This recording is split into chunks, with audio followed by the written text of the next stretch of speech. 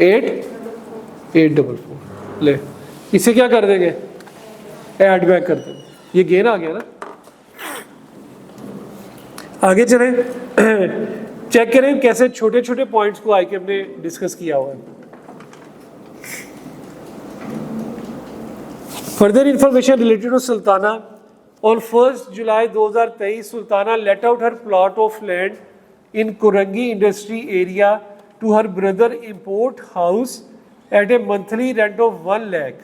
The prevailing fair market value rent in the area was 1,70,000 per month. अपना plot दे दिया अपने भाई को 1 लाख रुपए रेंट पे, लेकिन फेयर मार्केट वैल्यू क्या थी, 1,70,000। तो ये क्या है, इनकम फ्रॉम प्रॉपर्टी हुई ना, तो हम क्या लेंगे, 1,70,000। 1,70,000 को मल्टीप्लाई करेंगे 12 से।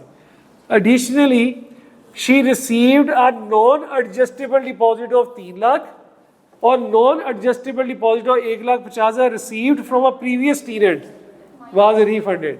इसका क्या करेंगे, ये प्लॉट नॉन एडजस्टेबल एडवांस की क्या ट्रीटमेंट होगी, सर पहले पढ़ा था बचपन में, ठीक है अब याद नहीं। नॉन एडजस्टेबल एडवांस की जो जनरल ट्रीटमेंट होती है वो ये होती है कि जितना मिला उसमें से जितना पे किया बाकी को 10 पे, लेकिन ये तो प्लॉट के अगेंस्ट है तो इसकी ट्रीटमेंट नहीं होगी। प्लॉट के ट्रीटमेंट जो नॉन एडजस्टेबल एडवांस होता है उसकी ट्रीटमेंट नहीं होती है। खुदारा इस माइंडसेट के साथ पेपर में नहीं बैठना, ठीक है, कि याद ही नहीं आ रहा आप लोगों को कि पहले क्या पढ़ा हुआ है। इतने टेस्ट दे दिए अब तो याद होनी चाहिए जी, रिटेन होनी चाहिए है,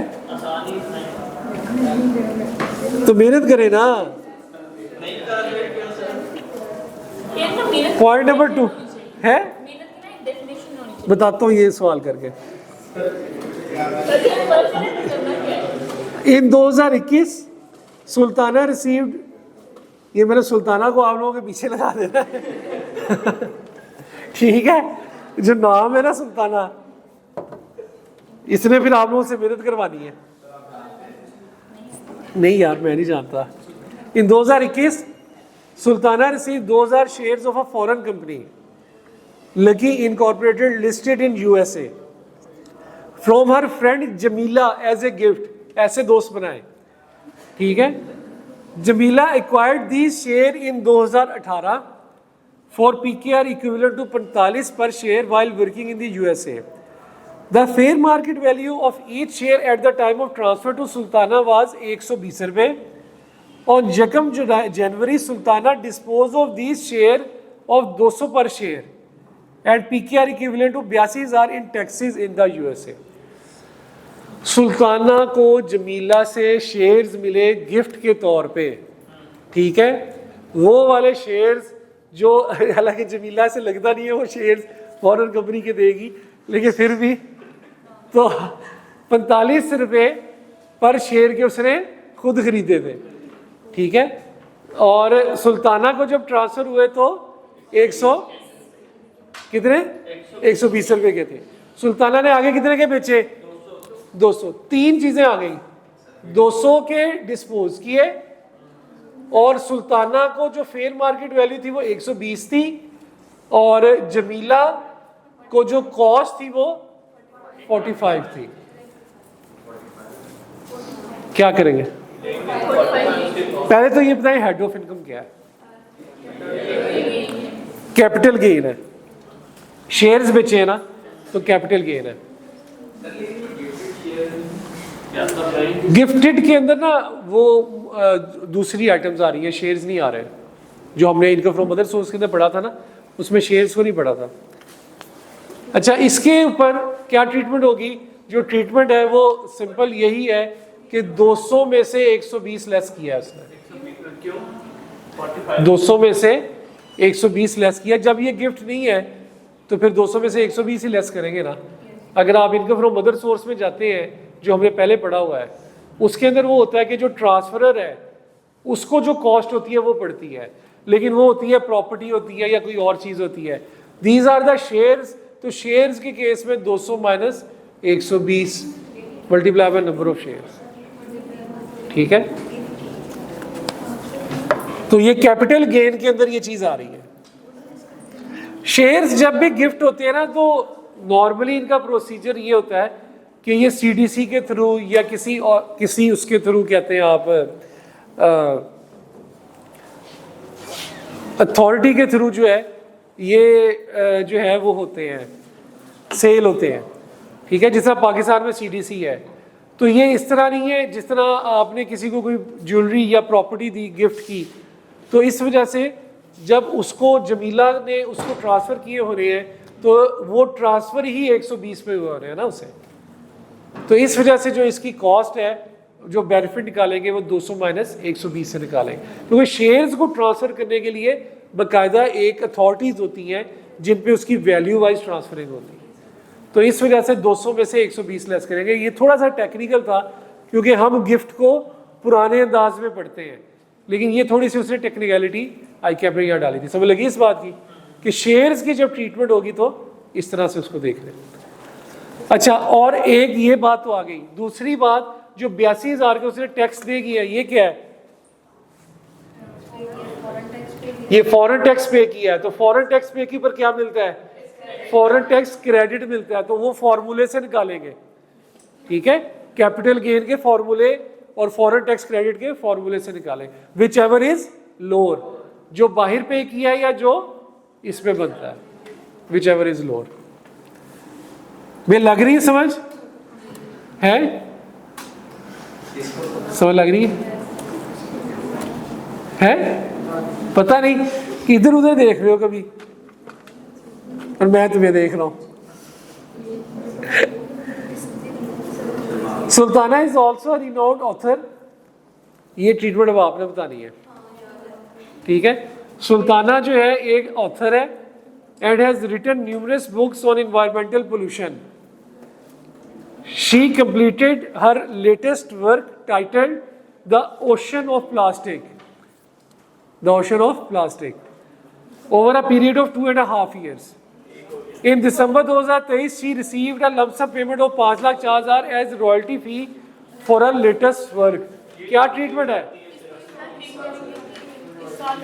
रॉयल्टी है। रॉयल्टी को किधर चार्ज करेंगे?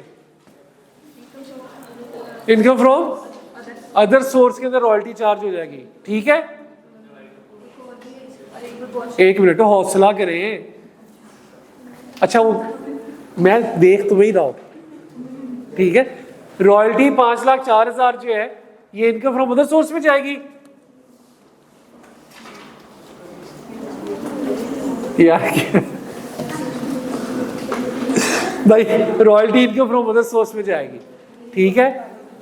लेकिन आपसे जो मैंने सवाल करना है वो ये नहीं है, इसका क्वेश्चन का पार्ट बी है जो आपसे पूछना है।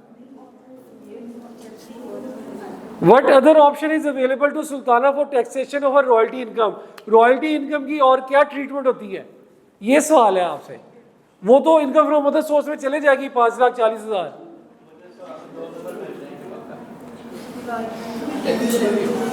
इसकी क्या ट्रीटमेंट है? भाईजान, जब आपने शुरू में काम तो नहीं पढ़ना शुरू किया था, तब एक बात बताई थी, अगर एक ऑथर ने किताब लिखी हो और उस किताब पे इतना टाइम लगाया हो कि वो 24 महीनों से ज्यादा एक्सीड कर जाए, तो उसकी आने वाले पैसे उस साल में और पिछले 2 सालों में डिस्ट्रीब्यूट किए जा सकते हैं, ठीक है। तो वो उस साल में और पिछले 2 सालों में डिस्ट्रीब्यूट हो सकते हैं। ये पार्ट 2 का जवाब है। पार्ट 1 में 5,04,000 किधर जाएगा? इनकम फ्रॉम अदर सोर्स के। भाई लगी, इस सब की लगी समझना, ये पूरे क्वेश्चन की समझ लगी। इसके अंदर कैपिटल गेन था, हाँ कैपिटल गेन भी था, इसके अंदर इनकम फ्रॉम बिजनेस भी थी, इसके अंदर फॉरेन टैक्स क्रेडिट्स भी हैं, और इसके अंदर इनकम फ्रॉम अदर सोर्स भी। It was a quite easy question, लेकिन इसमें एक चीज आप लोग अभी भूल गए। क्या? ये एओपी का सवाल था। इसके ये एओपी का सवाल था। तो एओपी के केस में आपने जो जेसी है, जेसी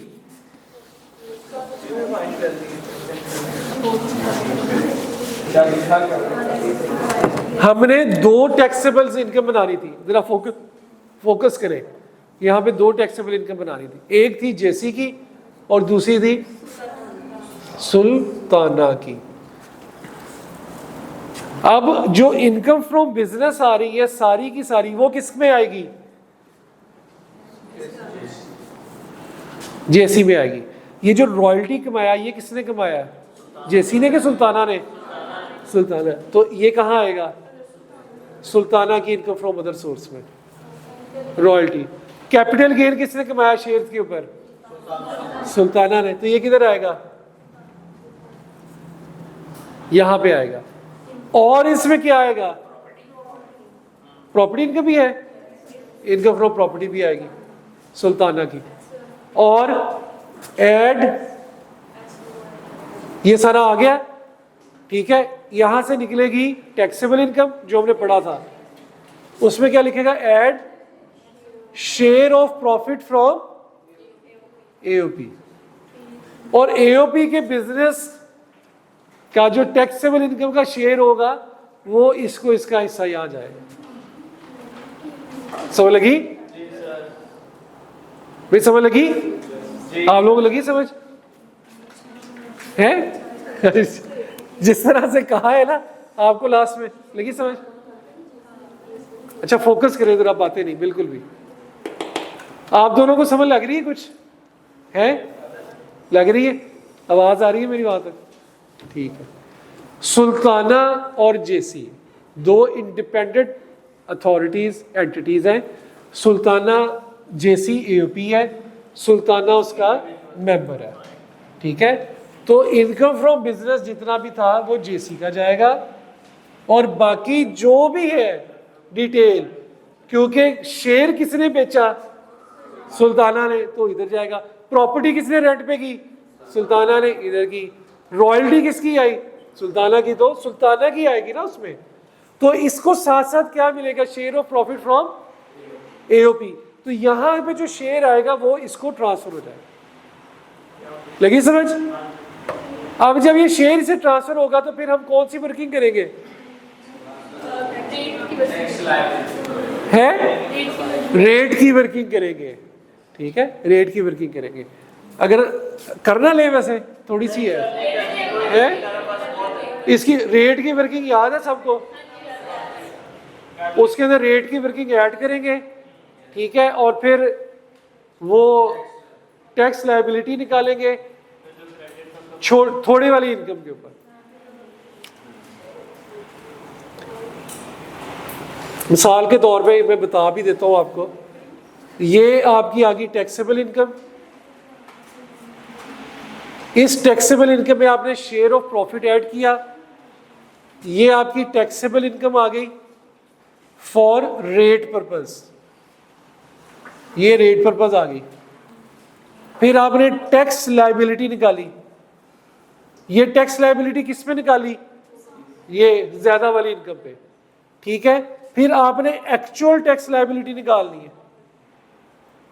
ये क्या करेंगे? ये जो ये टैक्सेबल लायबिलिटी थी, ज्यादा वाली टैक्स लायबिलिटी डिवाइड कर देंगे ज्यादा वाली टैक्सेबल इनकम से, मल्टीप्लाई करेंगे कम वाली टैक्सेबल इनकम, तो आपके पास एक्चुअल टैक्स लायबिलिटी। तो ये कॉन्सेप्ट स्टूडेंट का उसने एग्जाम में टेस्ट किया था कि दो इंडिपेंडेंट को क्या जो है स्टूडेंट डील कर सकता है कि नहीं। तो it was a very good question and very easy question. बस 10 मिनट रह गए आपके। 10 मिनट में एक छोटे छोटे कॉन्सेप्ट्स बताने, एक छोटा सा होमवर्क देना है, होमवर्क देना है। और यार एक मिनट ठहरो तो सही।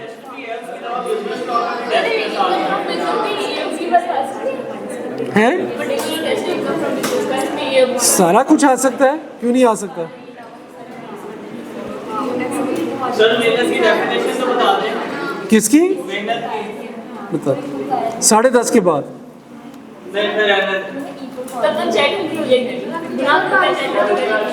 यार एक मिनट, वो भाई ठहर तो जाए। है बारिश देख रही है? देखी नहीं बचपन से आज तक? ठीक है आप